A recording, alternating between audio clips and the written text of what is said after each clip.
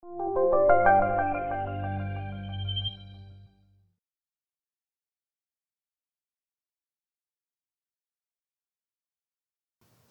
이후에 거의 2년 만에 이렇게 오프라인 상에서 발표를 하게 돼서 저도 기쁘고 또 감회가 새로운 것 같습니다. 이런 좋은 기회를 마련해 주신 스태피 그리고 국가안보전략연구원 관계자분들께 감사를 드립니다.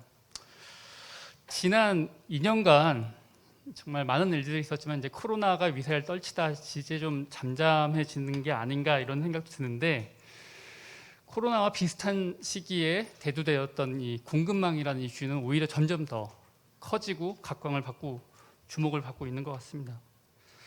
사실 여러분들도 그렇겠지만 요즘 식당에서 밥 사 먹기가 좀 무섭다는 생각이 드는데요.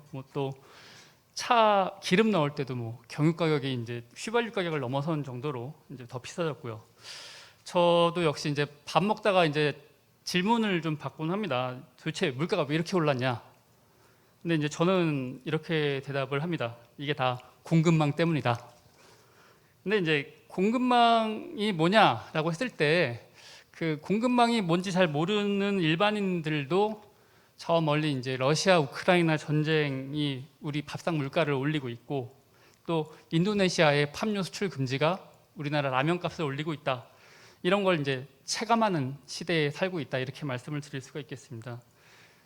저희 협회도 지난 3월 초에 이제 그 수출 기업 1,100개사를 대상으로 이제 설문조사를 실시를 했었는데요. 응답 기업의 95%가 공급망 이슈에 관심이 있고 86%가 실제 공급망 애로를 겪고 있다, 이렇게 응답을 했습니다. 그런데 또 그 응답 기업의 28%는 사실 뾰족한 대책이 없다, 이렇게 응답을 했고요. 정말 개별 기업이 어떻게 대응하기가 힘든 문제가 아닐 수 없다, 이렇게 말씀을 드릴 수 있겠습니다. 또 어제 그 대통령께서 국회 시정연설에서 인도 태평양 경제 프레임워크를 직접 언급을 하셨는데, 지금 앞서 말씀해주신 그 발표해주신 이광희 교수님께서도 이제 잘 설명을 해주셨지만, 이게 결국은 그 가치를 공유하는 국가들 간에 반중국 연대를 하자, 이런 얘기로 이해가 될 수 있고, 여러 분야가 언급이 되고 있지만 그 실질은 결국은 첨단 산업 분야에서 공급망을 중국을 배제하고 새롭게 구축하자, 그리고 디지털이라든지 환경, 노동 이런 새로운 분야에서 규범을 중국이 사실은 쫓아오기 어려운 새로운 규범을 설정하자, 이게 핵심이라고 볼 수 있겠는데요. 그러다 보니까 이제 중국이 예민하게 받아들일 수밖에 없는 그런 지점들이 있습니다. 그래서 우리 입장에서 보면은 이 5년 전에 사드 사태도 겪었고 또 작년에 요소수 사태도 겪으면서 사실 이 중국이 어떤 액션을 취하냐에 따라서 우리 산업 전체가 흔들린 경험들을 여러 번 했었는데, 결국 앞으로 한국과 미국, 중국을 둘러싼 이 공급망의 재편이 주목을 받을 수밖에 없는 그런 상황이다, 이렇게 말씀을 드릴 수가 있겠습니다. 요즘 공급망 이슈가 뉴스를 틀 때마다 나오고, 그래서 워낙 디테일에 파묻히기가 쉬운 것 같아서 저는 조금 거시적인 얘기 중심으로 이렇게 말씀을 드리겠습니다. 먼저 이 공급망의 어떤 패러다임 변화랄까요? 이 부분부터 말씀을 드리겠는데요.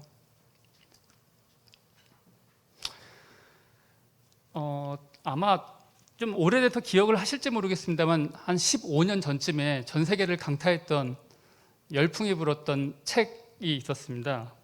이 우리나라 말로는 세계는 평평하다라는 책이었죠. The World is Flat.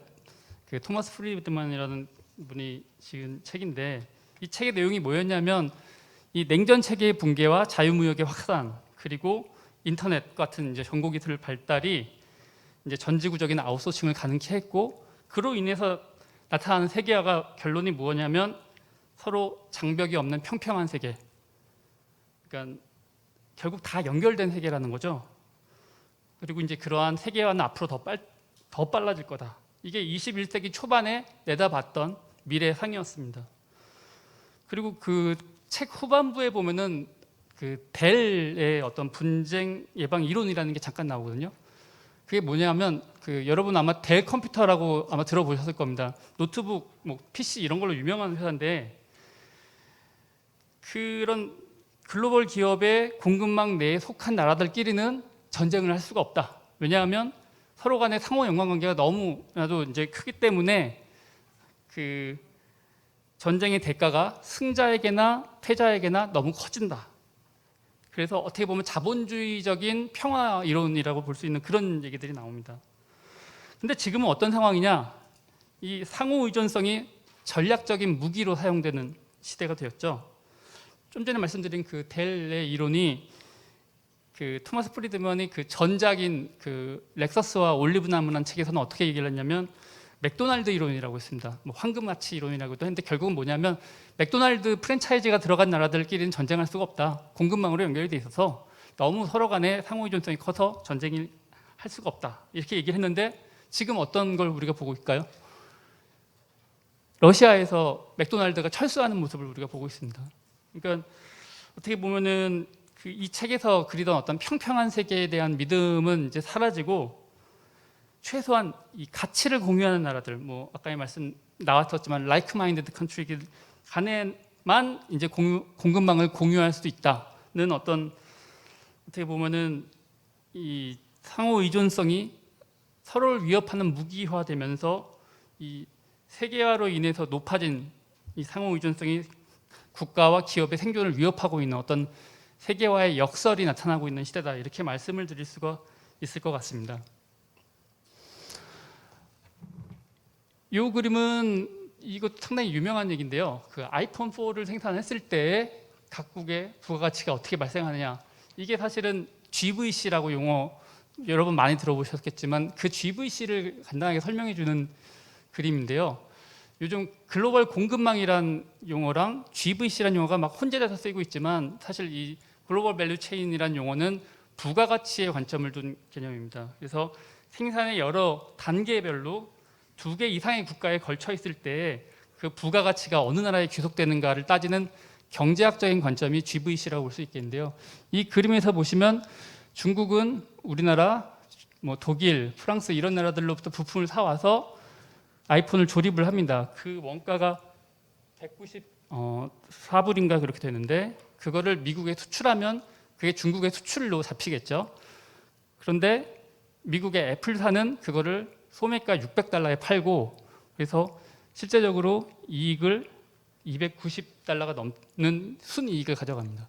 그러니까 이윤율이 45%가 가까이 되는 건데요. 이런 관점에서 봤을 때 중국에 떨어지는 부가가치, 실제 부가가치는 6달러 조금 넘습니다. 그러니까 중국은 무역 통계상으로는 194달러를 수출하지만 부가가치는 6.5달러밖에 가져가지를 못한다. 그러니 이 전체적인 가치 사슬 내에서 그 부가가치가 높은 R&D라든지 디자인 이런 쪽에 우리는 집중을 해야 되고 상대적으로 부가가치가 낮은 조립, 가공 단계는 차라리 외주를 줘서 하는 게 훨씬 더 효율적이다. 이런 어떤 경제학적 관점에서 접근하는 게 이제 GVC였습니다. 근데 지금은 어떻게 됐느냐? 이런 관점이 완전히 이제 바뀌고 있는 거죠. 여기서 지금 이 애플 지금도 이제 박혀 있는 슬로건이랄까요? 그 제품에 붙어 있는 거 보면 Made in China, Designed by Apple in California. 이게 결국 디자인, R&D 이게 중요하다는 얘기를 보여주는 건데요. 지금은 어떤 시대가 되었냐 하면 이 공급망 각 단계별로 위기가 불거지고 있고 결국 제조업을 쥐고 있는 나라가 전체 공급망을 뒤흔들 수 있는 그런 시대가 되었다. 이렇게 볼 수 있겠습니다. 그래서 지금 현재 부각되고 있는 이 공급망이라는 용어는 이런 어떤 경제학적인 부가가치 개념에서 접근하는 것이 아니라 보다 전략적이고 또 원래 이 용어 자체는 이제 경영학적인 그 매니지먼트에서 출발했지만 이제는 외교 안보까지 포괄하는 더 넓은 관점에서 용어가 이제 사용이 되고 있는 그런 상황입니다. 여러분 잘 아시겠지만 뭐 수출 규제라든 일본의 수출 규제 그리고 반도체 수급 차질, 뭐 요소수 대란 이런 위기가 연이어 발생하고 있는 상황이고요. 또 거기에 이제 러우 전쟁까지 해서 이제 인플레이션까지 지금 이 전체적인 어떤 공급망의 차질이 뭐 여러 군데에서 지금 나타나고 있는 것들을 저희가 지금 볼 수가 있는 상황입니다. 그래서 이제 이 공급망 리스크 관리가 국가적인 의제로 이제 부상을 했고요. 그래서 뭐 산업 경쟁력 유지뿐만이 아니라 사회 안정, 뭐 저희가 마스크 대란을 겪으면서 실제로 체감을 했지만 사회 안정 또 이 어떤 외교 안보상의 지렛대 역할까지도 하고 있는 그런 상황이고, 이 공급망을 효율적인 측면도 당연히 뭐 중요하겠습니다만, 이제는 그것보다 더 중요하게 안정성을 어떻게 유지할 수 있느냐가 이제 중요한 시대가 되었습니다. 그래서 이제 미국도 어떻게 보면 이제 만시지탄이라 할 수 있겠지만, 더 이상 이제 아웃소싱을 할 수 있는 시대가 아니라 이제는 리쇼어링의 시대가 되었고, 이 공급망의 리스크가 어디에 있는지를 전반적으로 재점검하도록 바이든 대통령이 취임하자마자 일성으로 내뱉은, 그게 바로 공급망 점검의 그런 시대에 살고 있는 상황입니다.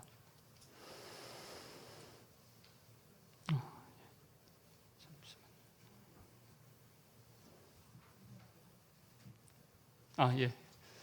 그래서 그러면 이제 이 공급망 위기의 근본적인 동인이 무엇이냐? 지금 앞서 뭐 이왕희 교수님께서도 말씀해 주셨지만, 크게는 그 미중의 패권 경쟁, 그리고 저는 탄소 중립을 이제 짚을 수가 있을 것 같습니다. 이 미중 간의 경쟁이 어떻게 보면은 이제 아주 이제 장기화될 걸로 보입니다. 뭐 그 미중 간의 무역 합의 정도로 끝나는 것이 아니라, 이미 뭐 다 아시겠지만 가치의 경쟁이라는 거는 결국 뭐냐면, 중국이 뭐 어떤 공산당의 어떤 독재 체제를 끝내기 전에는 타협할 수 없다는 얘기로 받아들일 수도 있는 것 같고요. 근데 이제 미국이 앞서 있는 뭐 반도체 분야라든지 그런 첨단 기술의 우위를 지키기 위해서 중국을 강하게 압박하고 있는 상황입니다. 그래서 이 아래에 여러 가지 이제 미국이 시행하고 있는 정책들이 나오고 있습니다만, 사실 중국도 오히려 어떻게 보면 첨단 기술을 제외하고 나면 중국이 가지고 있는 카드가 더 많을 수도 있을 것 같습니다. 특히 원료 광물이라든지 소재에 있어서는 글로벌 공급망에서 이미 독점적인 영향력을 보유하고 있는 상황이기 때문에, 이 둘 간의 패권 경쟁이 진행됨에 따라서 이제 이 어떤 글로벌 공급망의 위기는 계속될 수밖에 없는 그런 상황이라고 볼 수 있겠습니다. 근데 이런 상황에서 중국을 배제하고서 새롭게 공급망을 구축하려고 하는 게 지금 얘기 나왔던 IPF 같은 이제 아이디어인데요. 그 중에서 이제 핵심이라고 할 수 있는 게 이제 공급망인데, 이게 그럼 어떻게 논의가 될 것이냐? 뭐 약간의 좀 예상과 전망을 섞어서 이제 말씀을 드리자면, 아마도 이제 그 미국 혼자서는 이제 그런 어떤 중국을 배제하는 공급망을 구축할 수 없기 때문에, 그 공급망 교란이 발생했을 때 어떻게 하면 그 동맹국 간의 어떤 위기 대응 메커니즘을 갖출 것이냐, 또 그 공급망 추적 가능성이라는 건 결국은 재고가 어디 있느냐를 서로 간에 파악할 수 있게 만들겠다는 거거든요. 그러니까 그런 어떤 서로 간에 그 공급망이 추적될 수 있는 좀 더 오픈된 그런 시스템을 구축하자는 거고요. 또 공동 투자 부분에 있어서는 우리나라와 이제 미국 간에 지금 최근에 활발하게 이루어지고 있는 그 조인트 벤처 배터리 부분의 어떤 협력이라든지 이런 것들과 이제 좀 더 관련이 있을 것 같습니다. 그리고 이제 차량용 반도체 같은 어떤 기술 상품에 있어서 서로 간에 이 공급망 이슈에 쉽게 좀 더 어떤 그 쉽게 대응할 수 있도록 표준을 조화시킨다거나, 아니면 핵심 광물에 있어서의 협력을 강화한다, 이런 것들이 아마도 우리가 예상할 수 있는 그런 공급망 예상 의제가 아닐까 싶습니다. 하지만 이런 그 중국이 이에 대해서 대응할 수 있는 카드들도 상당히 많기 때문에, 앞으로 이런 공급망 충격은 예상치 못한 곳에서 계속 발생할 가능성이 있고요. 기본적으로 이 공급망이라는 게 전략적인 무기로 사용될 수 있는 그런 시대가 되었기 때문에, 이런 것들에 대한 어떤 모니터링이라든지 혹은 좀 중장기적인 어떤 대응책, 혹은 다른 여러 나라들 간의 어떤 다차원적인 외교 관계, 이런 것들이 점점 더 중요해지는 그런 시대가 되고 있습니다. 또 한 가지 말씀드릴 수 있는 게 이 탄소 중립인데요. 이 탄소 중립이라는 건 결국은 그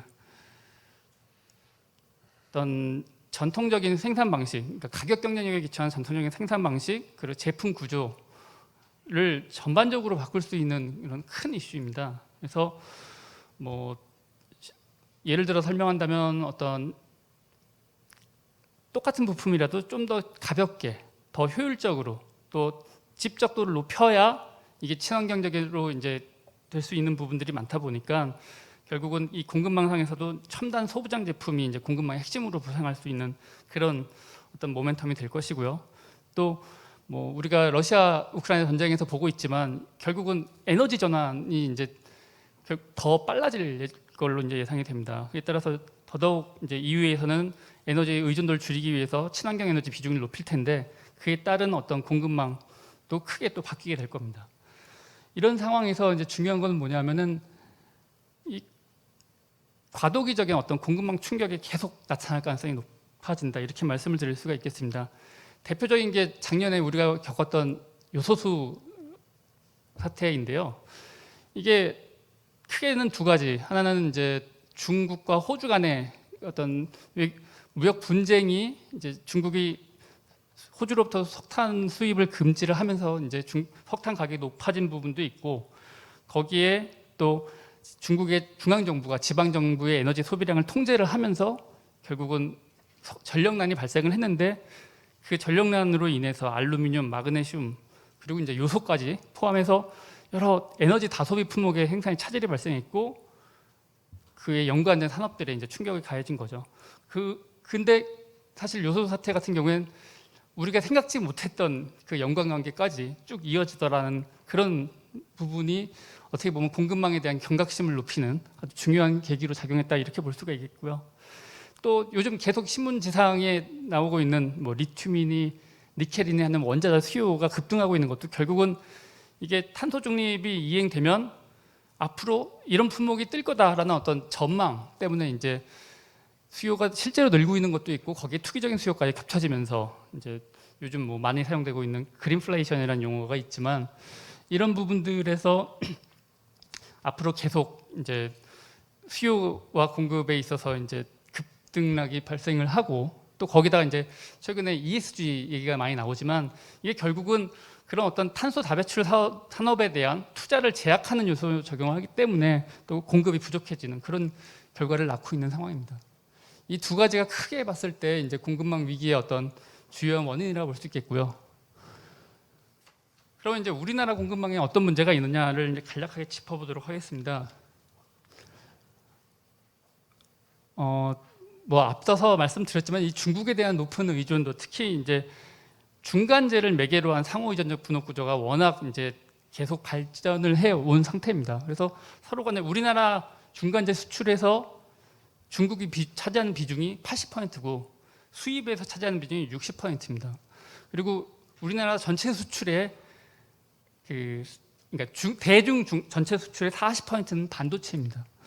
그러다 보니까 결국 이 중간재 부분에서 서로 너무 강력하게 얽혀 있기 때문에 이런 어떤 공급망을 뭐 재편한다 혹은 중국으로부터 이거를 이제 분리해낸다는 것 자체가 사실은 그 중간 과정에서 어떤 충격이 발생할지 예상하기 어려울 정도로 참 밀접한 관련을 맺고 있다 이렇게 볼 수 있겠고 게다가 중국으로부터의 이 중간재 수입 비중은 계속 높아지고 있습니다.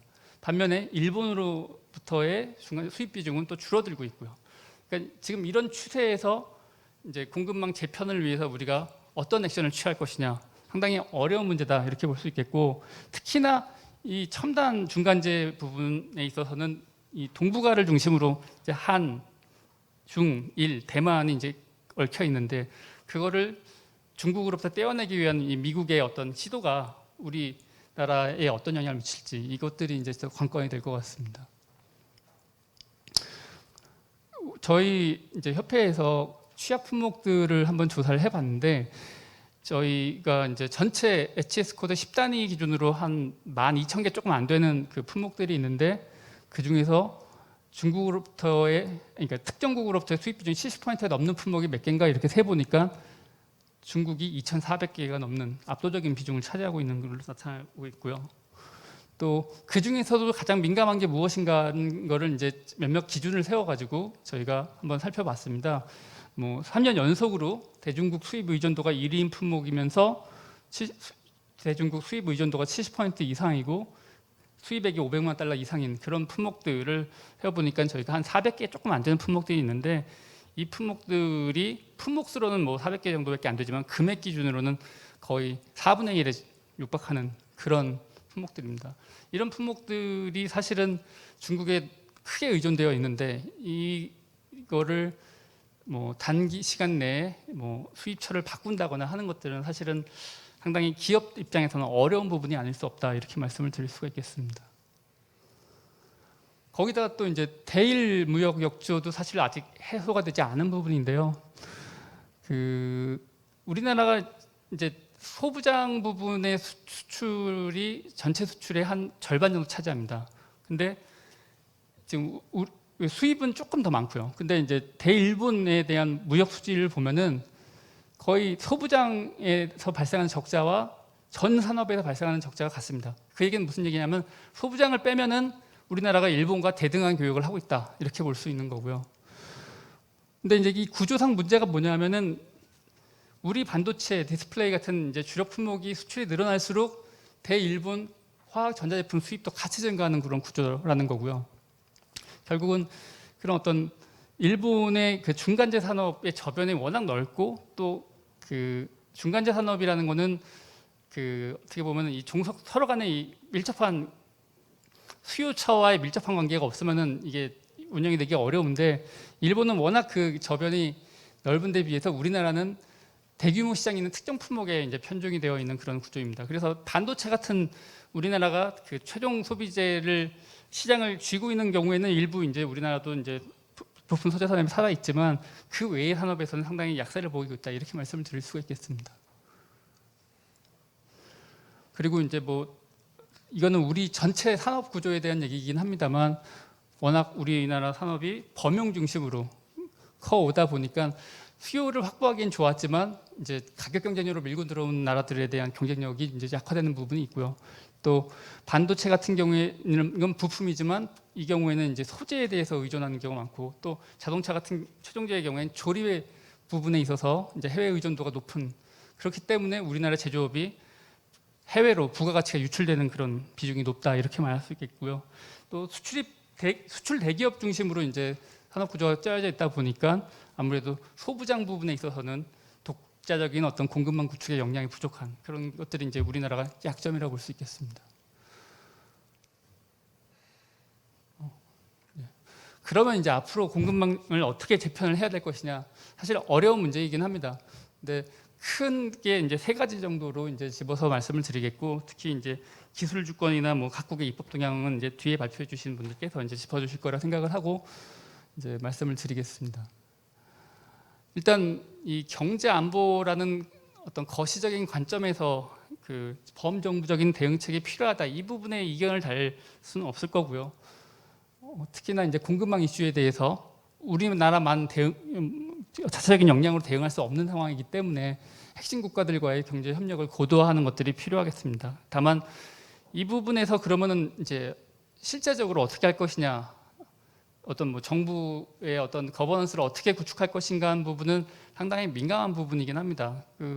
저는 이제 협회에 있으면서 또 민과 관의 이제 어떤 가교 역할을 하는 곳에 있으면서 이런 것들이 실제적으로 어떻게 구현될 수 있을까 상당히 좀 충돌하는 부분들도 좀 본 것 같고요. 이 조율이 상당히 쉽지 않구나라는 걸 좀 많이 느끼고 있는데요. 어떤 명분상으로 봤을 때 혹은 이 전체적인 틀을 갖추고 좀 더 거시적인 관점에서 컨트롤 타워는 분명히 필요합니다. 그렇지만 또 이 공급망이라는 게 이번에 저희가 뭐 요소 사태나 이런 것들을 보면서 느꼈지만 정말 세부적으로 그리고 또 정말 산업 현장에서 어떤 일이 발생하고 있는지를 파악을 할 수 있어야 되는 부분들이 또 분명히 있고요. 또 정부나 민간 단독으로 대응할 수 없는 그런 문제들이 있습니다. 그래서 지금 이제 한편에서는 이 조기경보 시스템을 구축을 해서 뭐 4,000대 품목을 다 모니터링을 하고 특히 200대 경제안보 품목에 대해서는 뭐 아주 세부적으로 이제 대응을 하고 있고 그에 대한 매뉴얼도 이제 구축이 되어 있는 상태인데요. 어떤 민관 협력의 어떤 거버넌스를 구축한다는 차원에서 글로벌 공급망 분석 센터가 이제 저희 협회 그리고 산업부와 코트라가 공동으로 하는 어떤 센터를 만들어서 지금 운영을 하고 있습니다. 그래서 이제 주기적으로 업종별 단체들과 어떤 네트워크를 구축하고 또 기업들에 대해서 이제 매주 이제 뉴스레터를 발간을 해서 최근 이슈들을 전달을 하고 있는데요. 이런 부분에 있어서도 그러니까 정말 거시적이지만 또 한편으로는 정말 세부 품목까지 아우를 수 있는 그런 거버넌스를 구축하는 게 우리가 당면한 과제가 아닌가 이렇게 생각을 합니다. 그 외에도 뭐 여러 그 공급망 안정하기 위한 큰 틀에서의 접근들, 예컨대 해외 자원 확보라든지 아니면 희소금속에 대한 그런 공급망을 강화하기 위한 노력들도 필요할 것 같습니다. 그리고 이 부분이 이제 어떤 기술 주권 하고 이제 밀접한 관련이 있을 것 같은데요. 결국은 이런 어떤 공급망 재편 과정에서 우리나라가 소외되지 않으려면 이 전략 자산으로서의 역할을 하고 있는 이 공급망의 핵심 부분을 우리가 쥐고 있어야 될 텐데, 그러면 어떻게 기술력 우위를 확보할 것이냐, 이 부분이 이제 중요한 부분들이 되겠고요. 그래서 최근에 여러 가지 입법 예가 나오고 있고, 반도체, 배터리, 바이오, 미래차 이 4대 품목에 대해서는 특별법을 제정한다거나 그래서 과감한 어떤 인센티브 이런 얘기들이 나오고 있습니다. 또 예전부터 있던 얘기지만 유턴이라든지 외투 유치를 확대하기 위한 여러 가지 개선 노력들이 이루어지고 있고요. 이건 한편으로는 이제 우리나라의 기술력을 이제 우위를 유지하기 위한 거지만 또 빠져나가지 않도록 하는 것도 중요해서 이제 전략기술 육성 및 보호 차원에서 이 3대 기술 안보 정책을 재정비하려고 지금 이제 시행을 하고 있죠. 결국은 이런 어떤 해외 투자도 중요하고 그렇지만 핵심 공급망의 핵심 자산이 국내에 남아 있어야 어떻게 보면 우리나라가 어떤 대외적인 협력이 됐든 그런 부분에서 그 전략적인 그 이슈를 유지할 수 있기 때문에 이런 부분들이 중요해진다 이렇게 말씀을 드릴 수 있겠습니다. 그래서 이제 마지막으로 이제 한마디 더 말씀을 드린다면 결국 이 공급망의 재편이라는 것은 이제 상당히 오랜 기간 동안 또 예측할 수 없는 형태로 계속 진행이 될 텐데 그때그때 발생하는 이슈는 각 기업별로 그 충격 강도라든지 그 업종이라든지 기술 수준에 따라서 그 느껴지는 게 다 다를 것입니다. 그에 대해서 그러면 이제 국가가 이제 개별적으로 어떻게 대응을 해줄 것인가, 할 것인가, 해외 투자라든지 아니면 그 재고를 확보하기 위한 여러 가지 노력들, 또 그런 어떤 공급망의 교란이 발생했을 때 대체 공급처를 발굴한다거나 혹은 그 전략적 제휴를 이제 유도한다거나 하는 여러 가지 기업들의 그 수요에 부합할 수 있는 어떤 그 맞춤형 정책들이 필요하지 않겠는가 이렇게 생각을 합니다.